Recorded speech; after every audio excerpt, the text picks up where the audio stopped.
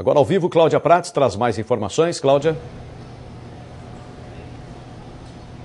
Pusi, para falar mais sobre este assunto, eu converso agora com o historiador Sérgio Campos Gonçalves. Sérgio, qual que é a importância do casarão para a história de Ribeirão Preto? Boa tarde. Boa tarde. O casarão é de 1880, então a importância dele vai muito além da memória dos cidadãos antigos de Ribeirão Preto. A importância desse casarão diz respeito ao patrimônio arquitetônico de Ribeirão Preto, da época do café de Ribeirão Preto, na época que a cidade estava crescendo enquanto o centro urbano, se tornando importante, se diferenciando de São Simão. Ribeirão era um distrito de São Simão. Então, a importância desse casarão diz respeito à memória daqueles cidadãos antigos que moram naquela região, mas diz respeito a toda a cidade. É um patrimônio da cidade de Ribeirão Preto. Existem outros casarões, que estão na mesma condição, abandonados.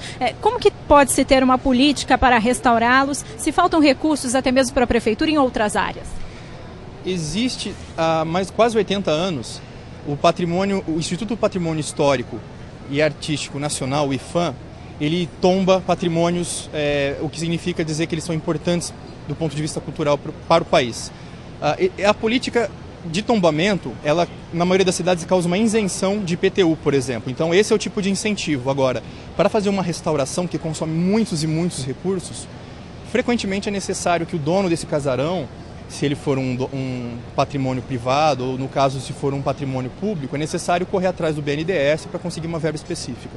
Restaurar o casarão para depois abri-lo à visitação, como é a ideia do dono do Casarão Caramuru, ajuda a mostrar o que foi Ribeirão?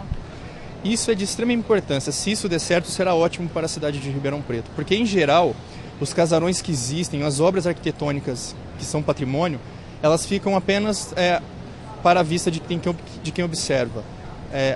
Quando alguém abre para visitação, traz as pessoas, informa do que se trata, a pessoa tem acesso a uma outra época, como sair de uma aula de história.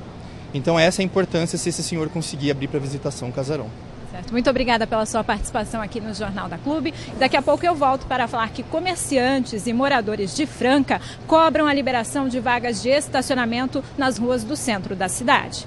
Pusi. Ok, Cláudia.